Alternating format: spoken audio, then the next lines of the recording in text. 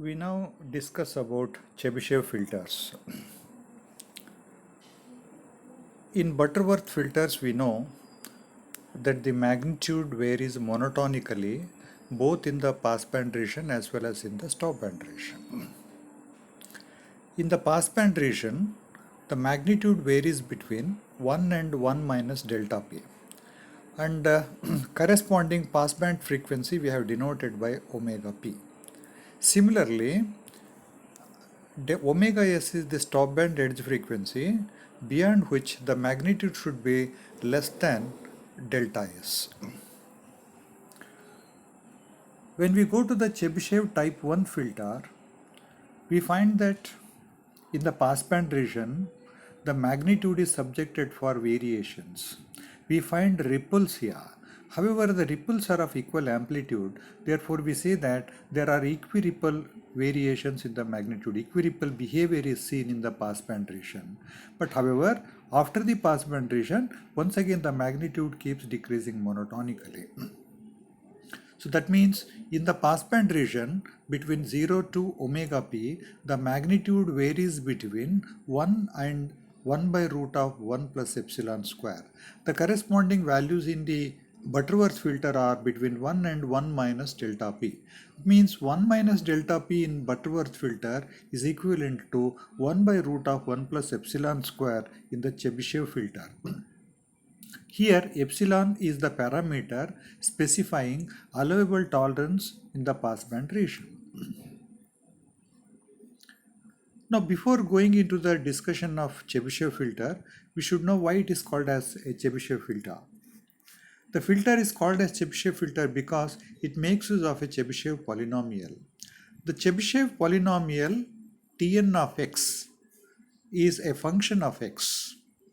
So when the value of x is less than or equal to 1, the function is given as cos of n cos inverse x, where n is the order of the filter. Similarly, when the value of x is greater than 1, then the Chebyshev function is given by cos of n cos inverse x.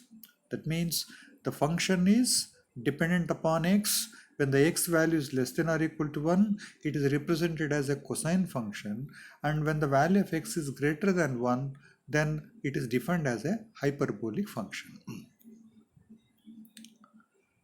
Now let us consider the magnitude response curve of type 1 Chebyshev filter. We have considered two cases here. In the first case, the order n is equal to 5, and in the second case, the order n is equal to 4. So here, if we count the total number of peak values, we find that there are 5 peak values in the passband region. 1, 2, 3, 4, 5. 5 peak values in the passband region, which represents order n is equal to 5 of the filter. Similarly, when the value of n is equal to 4, that means when the order is 4, then we find 4 peaks in the passband region, namely 1, 2, 3, and 4. When the order is 5, the magnitude at omega equal to 0 is 1. That means at origin the amplitude is 1. Whereas in the other filter where the order is even, at origin the magnitude is 1 by root of 1 plus epsilon square. So this is very important. Whenever the order is odd, at origin when omega equal to 0, the magnitude is 1, and when the order is even, at origin, that is when omega equal to 0, the magnitude would be 1 by root of 1 plus epsilon square. So this plays an important role in determining the value of constant k in the transfer function. So the magnitude function of Chebyshev type 1 filter is given by magnitude of h of j omega is equal to 1 by 1 plus epsilon square Tn square of omega by omega p whole to the power of 1 by 2. So here Tn of omega by omega p is once again a Chebyshev polynomial.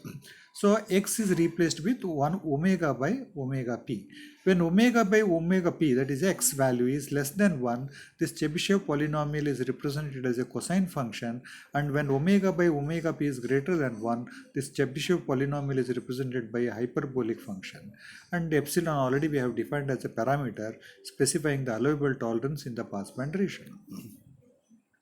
Now squaring this magnitude, we get square of h of magnitude of h of j omega whole square is equal to 1 by 1 plus epsilon square Tn square of omega by omega p.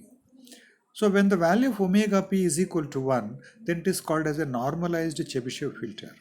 Therefore, for normalized Chebyshev filter with omega p equal to 1, the above expression can be written as magnitude of h of j omega whole square is equal to 1 by 1 plus epsilon square Tn square of omega. Now replacing j omega with s, the function can be rewritten like this.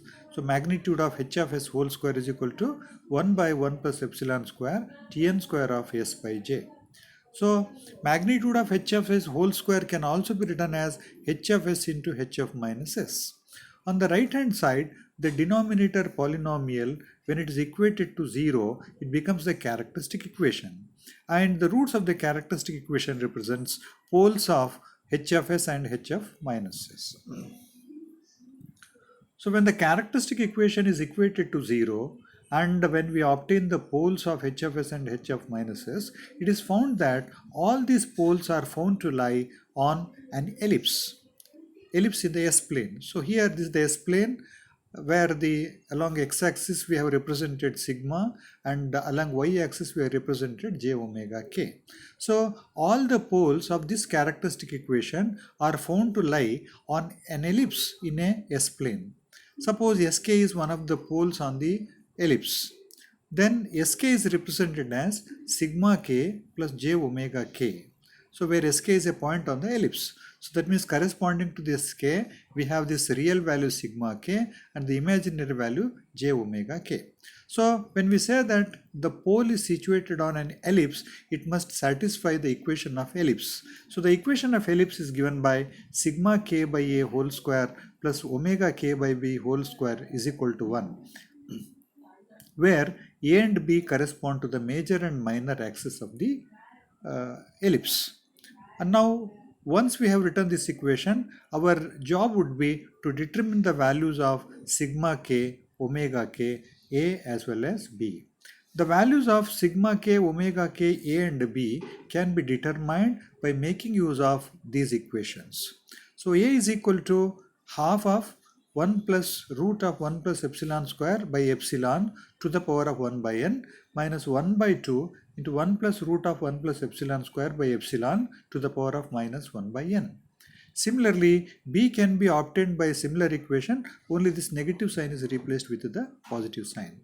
Once we determine the values of a and b, then we can find out sigma k and omega k making use of these two equations. Sigma k is equal to minus a sine of 2k minus 1 into pi by 2n. So here n is the order of the filter. So once the order of the filter is known, sigma k depends upon the value of k. So the k value we are taking between 1 to 2n. Similarly, omega k is given by b cos of 2k minus 1 to pi by 2n, again k lying between 1 to 2n. By selecting the value of k is equal to 1 to 2n, we are able to find out the poles which are 2n number. But since these 2n number of poles are corresponding to both h of s as well as h of minus s. But since we are concentrating our studies only on the left of the s-plane, we need to consider the value of k between 1 to n. So when we select k is equal to 1 to n, we get n poles. Okay, that means for k is equal to 1, the first pole is S1 is equal to sigma 1 plus j omega 1. Similarly, when k is equal to 2, the second pole is S2 is equal to sigma 2 plus j omega 2. So in this way, we are able to find out n poles, and then the transfer function can be written as h of s is equal to kn divided by s minus s1 into s minus s2, etc. up to s minus sn, and then we have to determine the value of kn.